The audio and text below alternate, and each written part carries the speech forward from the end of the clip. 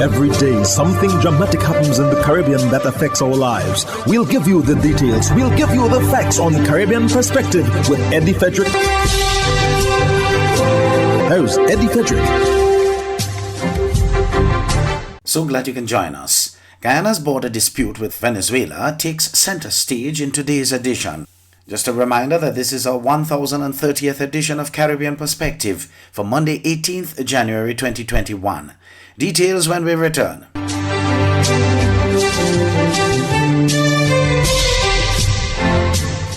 Welcome back. While the case management conference for the border dispute between Guyana and Venezuela has been deferred from January 15th to 25th, support continues to roll in for Guyana, with the Commonwealth expressing its unequivocal support for the country's sovereignty and territorial integrity. Wendell Badri of HGP Nightly News explains. As tensions have heightened over the Guyana-Venezuela border controversy, it has now been revealed that the case management conference for the 1899 arbitral award case, Guyana versus Venezuela, has been deferred to January 25, 2021. The case management hearing had been initially set for January 15th. Venezuela continues to iterate that the court does not have jurisdiction to hear the case and that it would not participate in the proceedings, even though the court ruled that it did on December 18, 2020.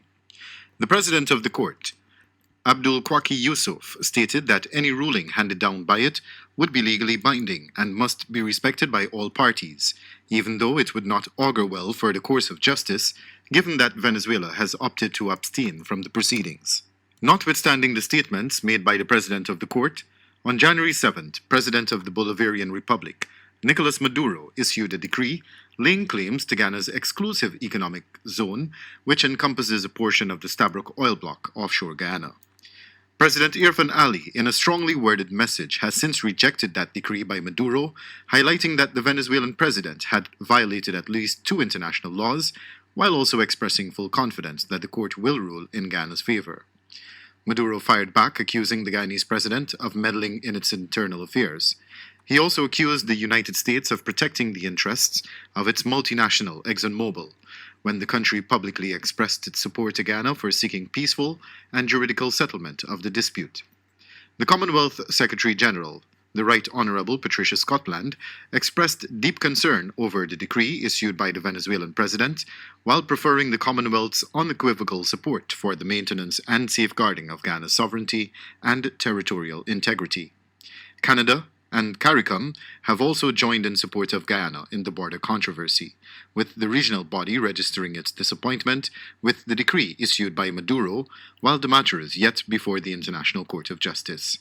Wendell Badri, HGP Nightly News. The APNU-AFC stands resolute and in solidarity with any reasonable action that is taken by the state to safeguard Guyana's sovereignty.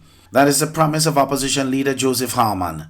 More from HGP's Wendell Badri again. The above forms part of the response preferred by the leader of the opposition, Joseph Harman, during a live press conference on Friday at the office of the leader of the opposition, when he was questioned by this newscast concerning his views and what interest he believes the United States might have with Guyana, given the current state of relations between the United States and Venezuela and the ongoing controversy between Guyana and Venezuela with regard to the border shared between the two countries.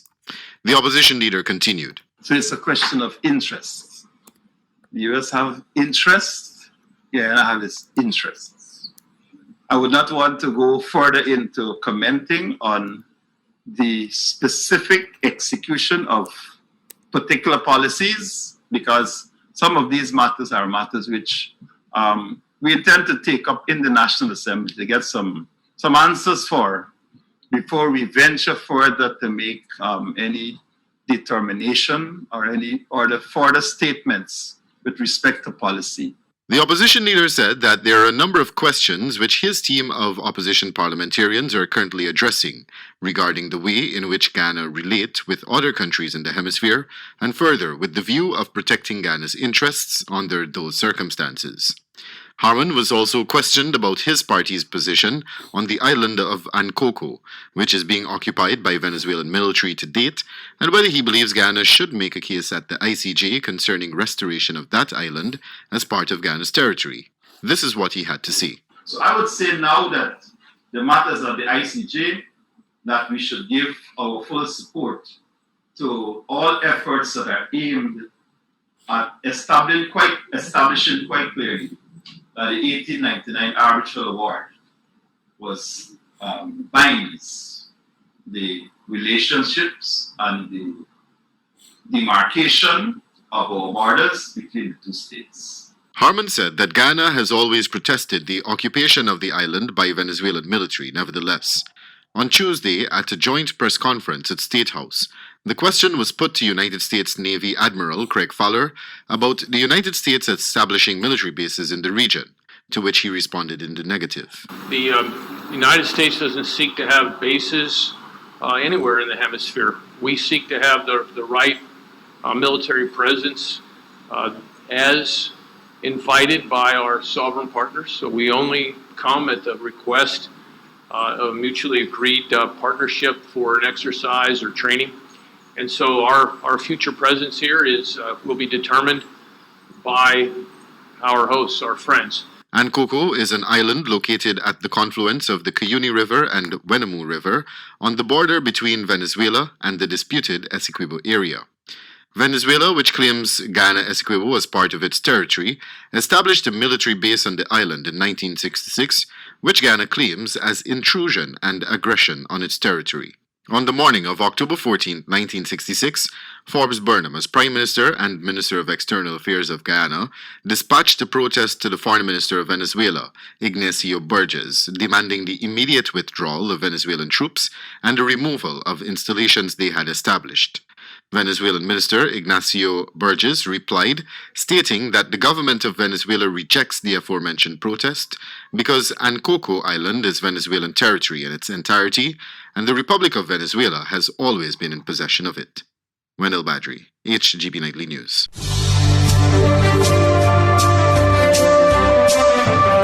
You're listening to Caribbean Perspective with Eddie Frederick.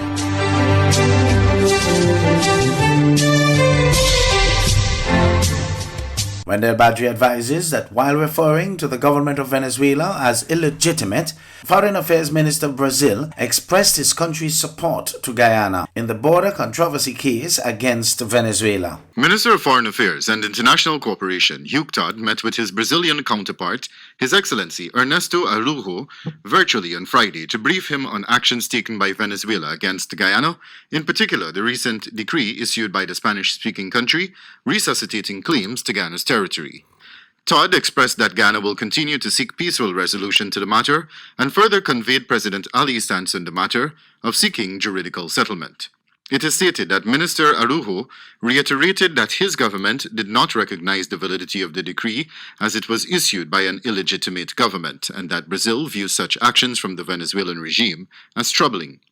The Brazilian foreign minister reaffirmed his support to Guyana while advocating for a peaceful resolution through the International Court of Justice to ensure the peace of the region is not jeopardized.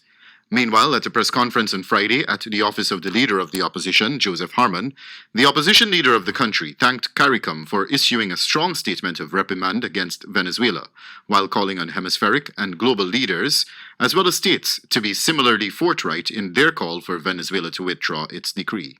In a post on social media website, Twitter, Michael Kozak, Acting Assistant Secretary for U.S. Department of State Bureau of Western Hemisphere Affairs, conferred the USA's support for Guyana in the border controversy matter. The High Commission of Canada to Guyana and Suriname had also publicly expressed its concerns over the matter. CARICOM has also registered its concern over the assertions made by Venezuela. Wendell Badri, HGP Nightly News. In other news, Commissioner of Police in Trinidad and Tobago Gary Griffith says the investigation into millions of dollars found at Colm Imbert's home is nearing completion. The investigation has been going on for 8 years. TV6's Nisha John Mohammed reports. On March 19, 2013, a large sum of local and U.S. currency was found at then-opposition MP Colm Imbert's Hillsborough Marval home when bandits broke in and tried to rob him. Imbert, who was not at home when the burglary occurred, told police that televisions, jewelry, a PlayStation 3 video game console, and cash were among the items stolen. He told the police that his son was asleep and was unhurt during the intrusion. The house was ransacked, and when the police were called in, they found $150,000 in local currency and $20,000 in cash. Police detained 2 men in connection with the robbery. Back in 2013, the then government questioned the large amount of currency, even going so far as to suggest that there were many other ways legitimate financial transactions can be carried out, including personal and bankers' checks, debit cards, credit cards, money transfers, and bank drafts. There was a call for the Financial Intelligence Unit, the Ministry of Finance, the Integrity Commission, and the police to conduct a thorough investigation into the matter.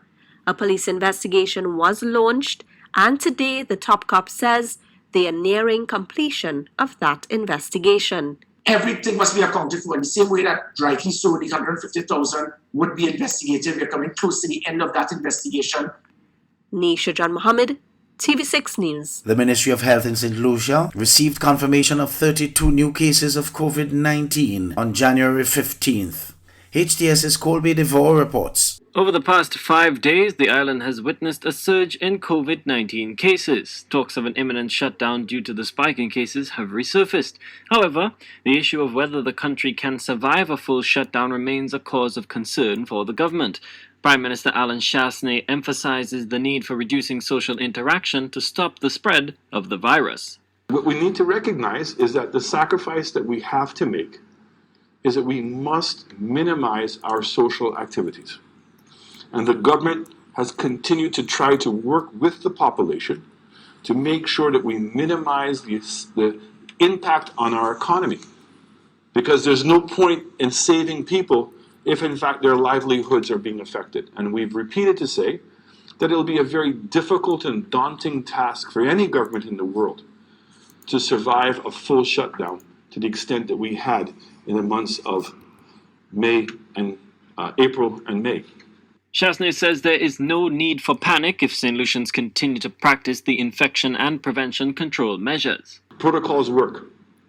What is missing is our full application of those protocols. Every single time that we see that we've lapsed, we have an outbreak. But I'm glad to see that we're not panicking, and there is no need to panic, St. Lucia. We just need to wear our mask, practice social distancing, continue to hand sanitize, and make sure that everyone around us is doing the same thing. The Prime Minister believes that the government and Health Ministry are managing the COVID-19 situation despite the recent increase in cases. What we do know is how to handle the situation.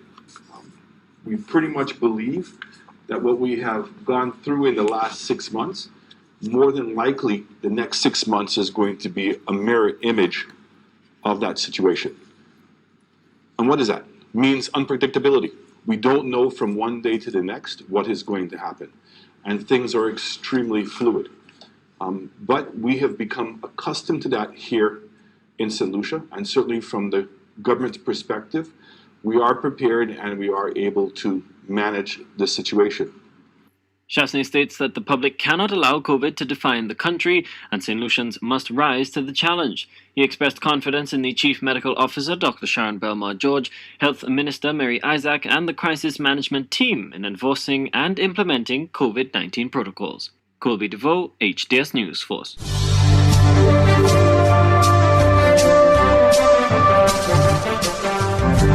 I am Eddie Frederick. This has been Caribbean Perspective, a whole new approach to highlighting developments in the Caribbean. In the meantime, please continue to log on to CaribbeanPerspective.com for more daily news and more.